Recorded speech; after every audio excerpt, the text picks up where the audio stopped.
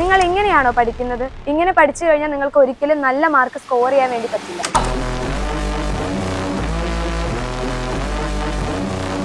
അപ്പൊ നമ്മളെല്ലാവരും കുറേ നേരം ഇരുന്ന് പഠിക്കും. വേണമെങ്കിൽ 1 മണിക്കൂർ അല്ലെങ്കിൽ 2 മണിക്കൂറൊക്കെ ഇരുന്ന് പഠിക്കുന്ന മക്കളുണ്ടായിരിക്കും.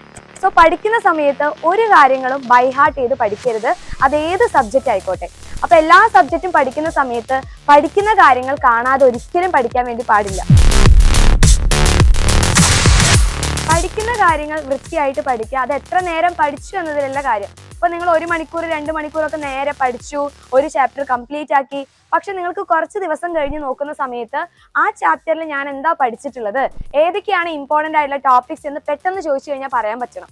അപ്പൊ അതിനുവേണ്ടി നിങ്ങൾ ചെയ്യേണ്ട ഒരേ ഒരു കാര്യം എന്ന് പറയുന്നത്, ഇപ്പൊ നമ്മുടെ ബയോളജി സബ്ജക്റ്റ് ഒക്കെ ആണെങ്കിൽ നിങ്ങൾ റിലേറ്റ് ചെയ്ത് പഠിക്കുക, വിഷ്വലൈസ് ചെയ്ത് പഠിക്കുക, അതുകൂടാതെ തന്നെ മനസ്സിലാക്കി പഠിക്കുക.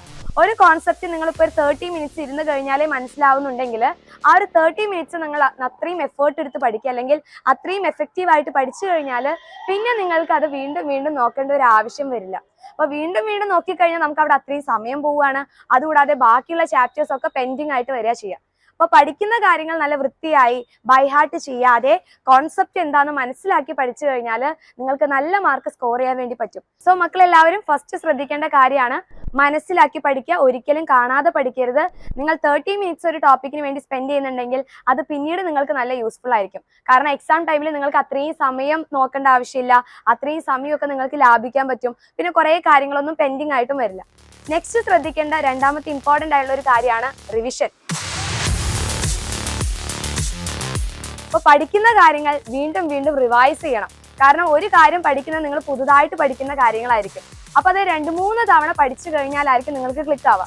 ഫോർ എക്സാമ്പിൾ, ഇപ്പൊ ഒരു പാട്ട് നിങ്ങൾ കേൾക്കുന്ന സമയത്ത് ആദ്യം ചിലപ്പോൾ ആ പാട്ടിന്റെ ലിറിക്സ് നിങ്ങൾക്ക് മനസ്സിലായിട്ടുണ്ടായിരിക്കില്ല.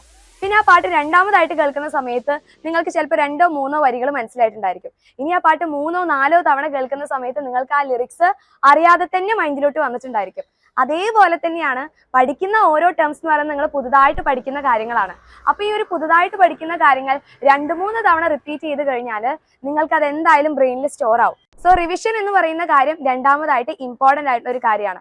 സോ ഈ 2 കാര്യങ്ങൾ ഇന്ന് മുതൽ മക്കളെല്ലാവരും പ്രാക്ടീസ് ചെയ്യുക. ഒരിക്കലും ബൈ ഹാർട്ട് ചെയ്ത് പഠിക്കരുത്, കാണാതെ പഠിക്കാനേ പാടില്ല. കോൺസെപ്റ്റ് എന്താണ്, അത് ഏത് സബ്ജക്റ്റ് ആയിക്കോട്ടെ, നിങ്ങൾ അത്രയും സമയം എടുത്ത് ഇപ്പോൾ പഠിക്കാൻ നമ്മുടെ കയ്യിൽ അത്രയും സമയമുണ്ട്. അപ്പൊ ആ ഒരു സമയം നോക്കിയിട്ട് ഓരോ കോൺസെപ്റ്റ് എന്താണെന്ന് മനസ്സിലാക്കി പഠിക്കുക. രണ്ടാമത്തെ കാര്യം, പഠിച്ച കാര്യങ്ങൾ ഇടയ്ക്കിടയ്ക്ക് റിവൈസ് ചെയ്യുക. അപ്പോൾ വീക്ക്ലി സൺഡേ നിങ്ങൾക്ക് റിവിഷൻ ടൈം ആയിട്ട് എടുക്കാം. അപ്പോൾ ആ റിവിഷൻ ഡേയിൽ നിങ്ങൾ എന്തൊക്കെയാണോ പഠിച്ചിട്ടുള്ള കാര്യങ്ങൾ അത് കംപ്ലീറ്റ് ആയിട്ട് റിവൈസ് ചെയ്യാം.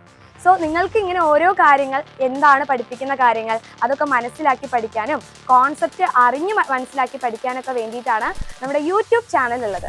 സോ നമ്മുടെ യൂട്യൂബ് ചാനലിലെ ലൈവ് ക്ലാസ്സസ് ഒക്കെ കണ്ടു കഴിഞ്ഞാൽ നിങ്ങൾക്ക് മനസ്സിലാക്കാൻ പറ്റും ഓരോ കാര്യങ്ങൾ വെറുതെ പഠിപ്പിക്കല്ല, നിങ്ങൾക്ക് റിലേറ്റ് ചെയ്ത് പഠിപ്പിച്ചതാണ്, മനസ്സിലാക്കി പഠിപ്പിച്ചതാണ്. അപ്പോൾ ആ കാര്യങ്ങൾ നിങ്ങൾ കറക്റ്റായിട്ട് ഫോളോ ചെയ്ത് YouTube class, content videos, shorts ഇതെല്ലാം കണ്ടു കഴിഞ്ഞാൽ നിങ്ങൾക്ക് അടിപൊളിയായിട്ട് പഠിക്കാനും പറ്റും. ഓരോ എക്സാമിനും നല്ല മാർക്ക് നിങ്ങൾക്ക് സ്കോർ ചെയ്യാനും പറ്റും. സോ ഇത്രയും കാര്യങ്ങൾ പ്രാക്ടീസ് ചെയ്യാൻ ഇന്ന് മുതൽ എൻ്റെ മക്കളെല്ലാവരും റെഡി ആണെങ്കിൽ ഇപ്പോൾ തന്നെ ഈ ഒരു വീഡിയോയ്ക്ക് താഴെ കമൻറ്റ് ചെയ്യുക. യെസ്, വി ആർ റെഡി എന്നുള്ള കാര്യം നിങ്ങൾ എല്ലാവരും കമൻറ്റ് ചെയ്ത് ഓൾസോ ഈ ഒരു വീഡിയോ മാക്സിമം ഫ്രണ്ട്സിലോട്ട് എത്തിക്കുക.